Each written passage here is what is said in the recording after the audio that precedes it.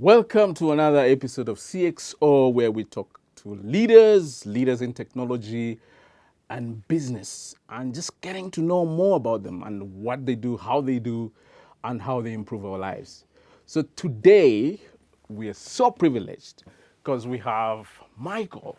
Michael has traveled so many kilometers from the city of gold. Michael, welcome to CXO. Thank you very much. Pleasure, absolute pleasure to be here. Tell me, what do you do? A jack of all trades, I guess.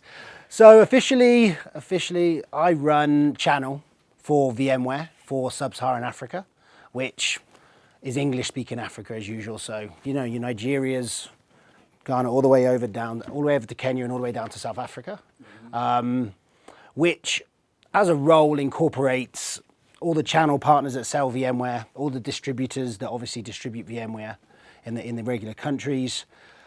On top of that, I look after the alliance partners. So as VMware, we have big alliances with the hardware vendors out there. The Dells, the HPEs, the Lenovos, and so on and so forth. And then, with the current move to cloud and that, we have some big alliances with the hyperscalers as well. Mm-hmm. So that falls under the general remit of channel and who we engage with on a day-to-day basis. Okay, so that's a lot of work, yeah? Yeah, I have a wonderful team that does a lot of the work. So it's very nice to have a fantastic team on board that have been on for a good number of years now, that actually, they're very experienced, they're knowledgeable, they know who to engage with, and they're fully aligned to, where the focus needs to be from a channel perspective. Mm-hmm. So where did your technology journey begin? So I was born and raised in a very, very, not very small, but a small town called Swindon in England. And then I got... that's where that accent is coming from. Yes, very English. And then here's the funny story. I got my first kind of IT role at Hewlett-Packard, but I had to relocate to Glasgow. And there was a role looking after South Africa remotely from a HPE perspective, or a HP at the time perspective. Mm-hmm. And I didn't apply, but there was a lot of Glaswegians that applied. And obviously on the interviews, nobody could really understand what they were saying. Yeah. And as being the only English person in the office, it was kind of like, well, Michael, we're going to need you to do this job for us, please. And then I did a lot of traveling between South Africa and England, and I officially moved to SA in 2011. And I love it. Love Africa. I love South Africa. I don't want to go home. Awesome. So did you study technology, or how did you end up in technology? No, I wasn't an academic in any way whatsoever, to be completely honest. It was really just a case of, I joined the working world at the age of 19, and I got a break at HPE, and I guess I rose up from that point onwards. I got a knack for channel, and I really enjoyed channel. I tried sales for a little bit. I did when I left HP in 2016. I joined Veritas from a backup perspective, and I was in sales then. Realized that direct sales is really not for me. You've got to have a particular trait in your body. You've got to be born with that sales skill really to drive that. And I realized that I love working in the channel. Mm-hmm. And I took over the VMware channel in 2019, May of 2019. So this May will be 4 years. Okay. In your role now, you travel quite a bit. Which country? Well, I would love to travel quite a bit. So I didn't because of COVID. So obviously there was a lockdown. Travel has really just opened up this financial year for VMware properly. So, the major countries are, Kenya's obviously one of our major hubs, Nigeria, and then we've got Angola is huge for us at the minute, massive business in Angola, and then Mauritius and Botswana are some of them. I need to go with my channel lead for East Africa, who's Bridget. Mm-hmm. We're doing a lot of work in Ethiopia, so that will be on my list as well to travel to as well. So, no, all the countries are there. It really just comes down to business value, and if I can't add value, it's probably not a necessity for me to go there. Yeah, in fact, that was my next question. So where are you seeing, because all African countries are at different levels of maturity as far as technology uptake is. So how do you looking at the different countries? Where do you see people in a scale? Africa is unique and painful at the same time. Mm-hmm. Okay, because officially we break down SSA into 4 territories: East, West, Southern Africa, and then South Africa. And for those territories, I have to do 4 separate business plans, as you can imagine, because they're all dramatically different. Okay. And then within those business plans, you've got countries that are dramatically different as well. But in reality, the big growth that we're seeing from a VMware perspective is in WECA, is what we basically obviously call it, West, East, and Central Africa. So what's WECA? WECA is West, East, and Central Africa. Okay. So really, everything above South Africa is WECA, and that's where we see our big growth coming from. Mm-hmm.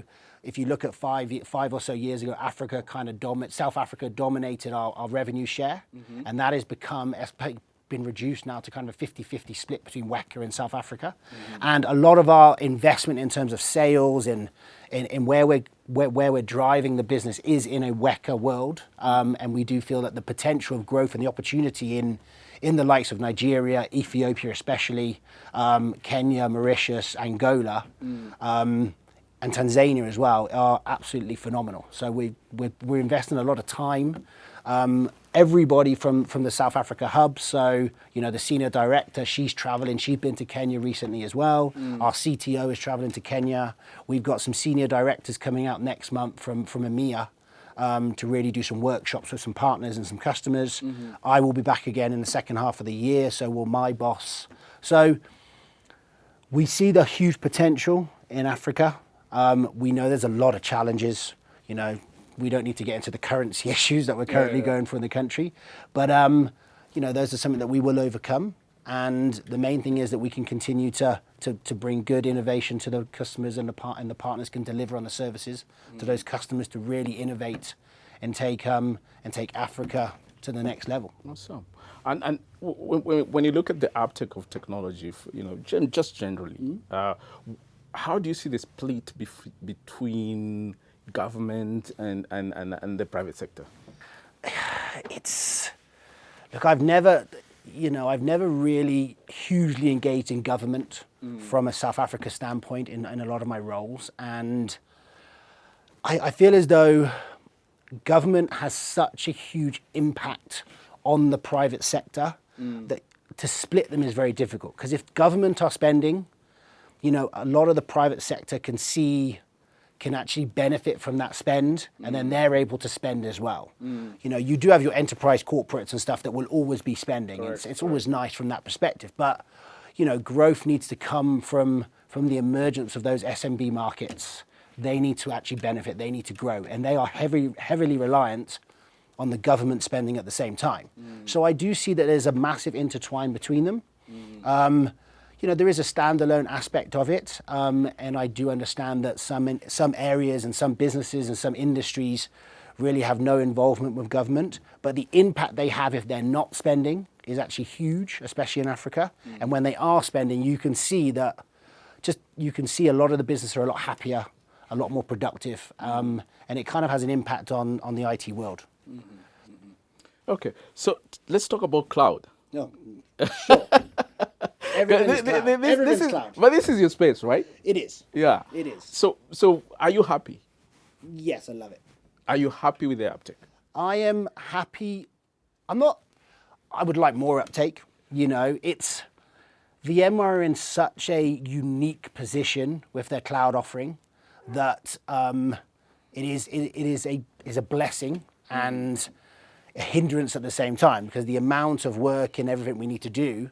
But I understand customers have a cloud vision. Yes. The problem is that cloud vision really needs to be thought through correctly. You really have to go into, what are the pitfalls? What are the challenges? How are my resources going to deal with stuff like that? Then it's a case of, okay, everything that they're doing is focused on the application.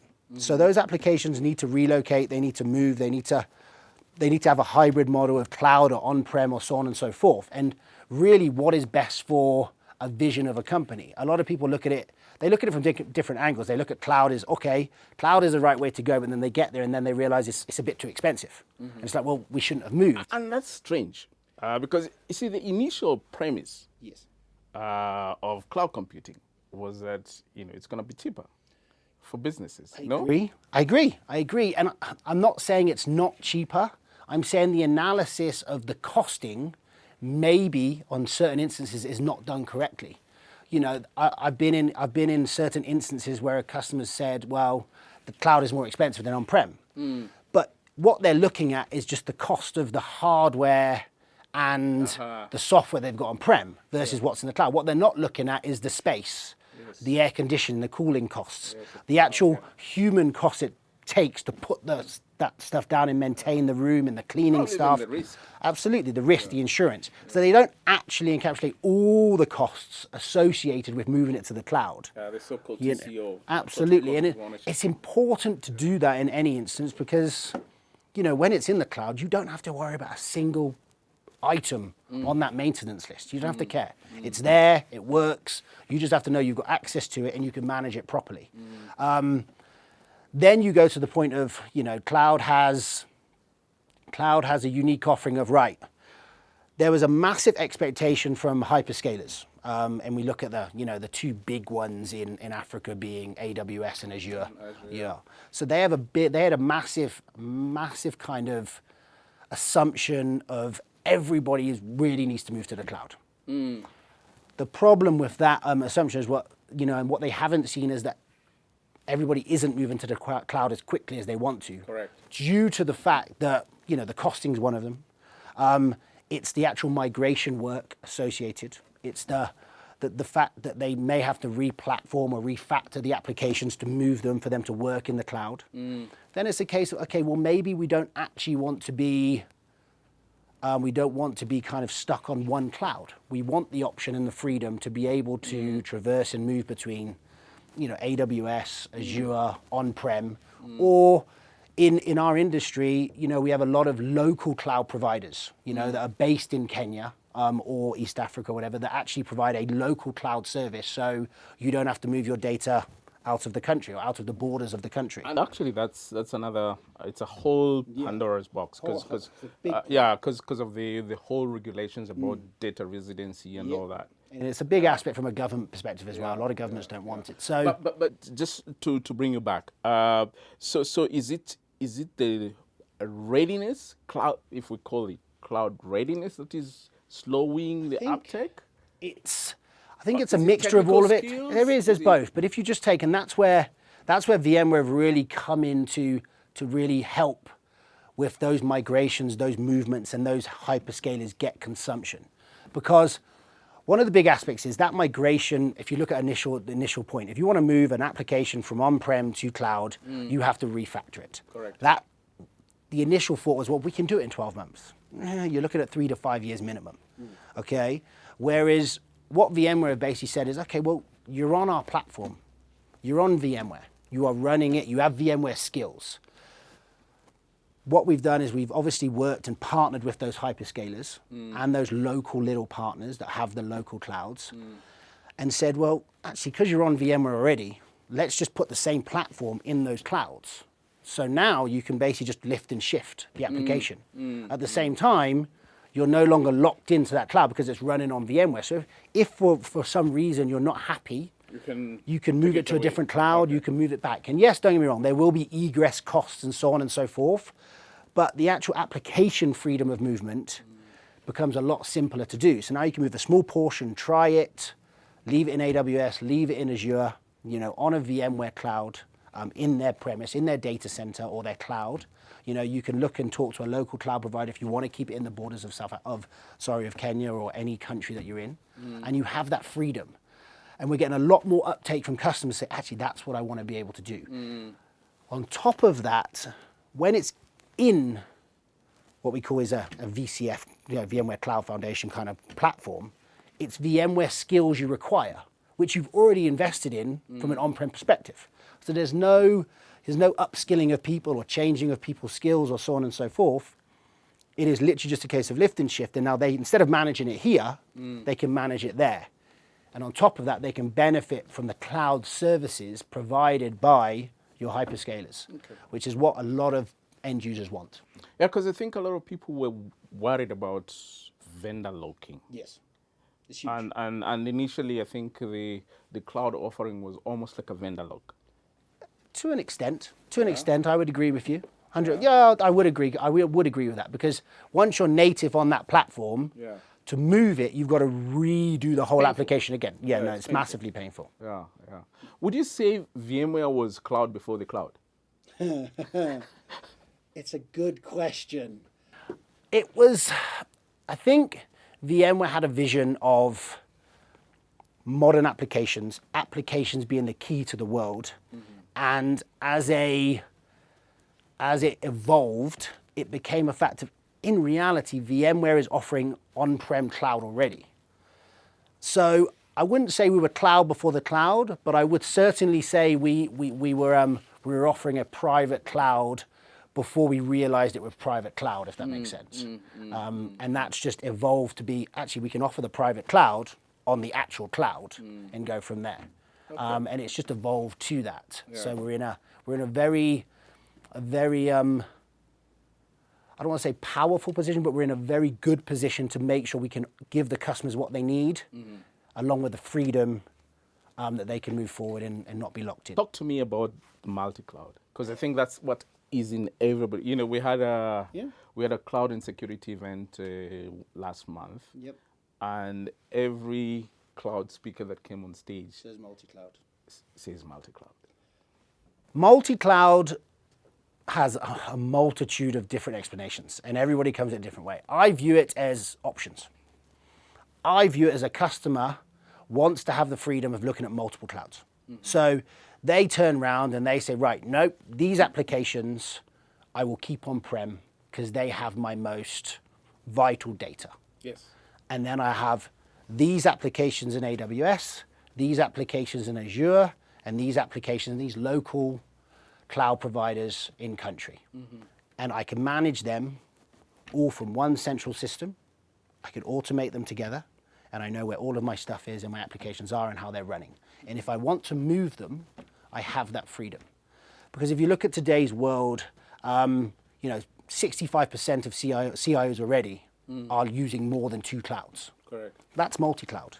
You know, the problem I have is, and this is my big issue in our IT world, is that we always throw in massive jargon and acronyms which just confuse and convolute. We need to sound We sophisticated. do have to sound sophisticated. We try to, but I'm a very English-born person. Just call a spade. Multi-cloud is more than one cloud.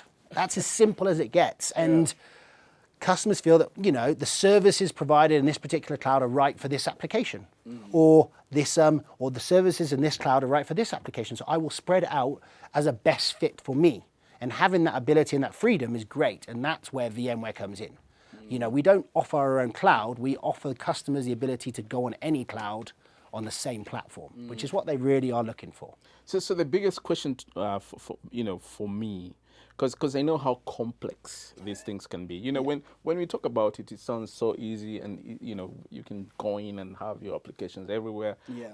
But that orchestration and management. Yep. Of applications in different clouds, that must be complex. It is complex, and we try and simplify it down to say that it's easy to do, but it's mainly about visibility. So if you can see what's running on-prem, what's running in the clouds, it becomes easier to manage.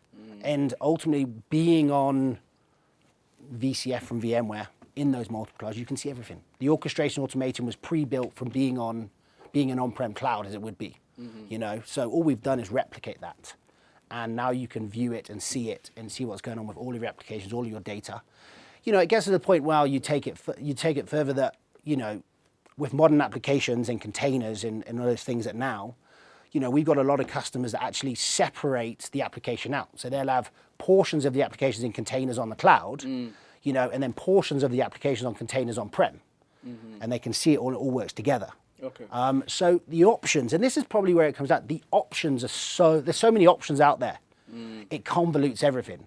And people want to know all their options, and then they hear all the options, they're like, oh, wow, where do I start? Correct. And that's where you need to find a good partner that understands cloud and can really just break down the best options for you, tell you where the pitfalls are, the negatives, the positives, so that you can just make an educated and right decision for you as a business, so you can innovate. Because the goal at the end of the day is really to get more services to your customers quicker. Correct. That's what people want to do as a business. Correct. And if we can simplify that process for you so you can spin up applications quicker, deploy them quicker, then we've done our job, in theory, as VMware.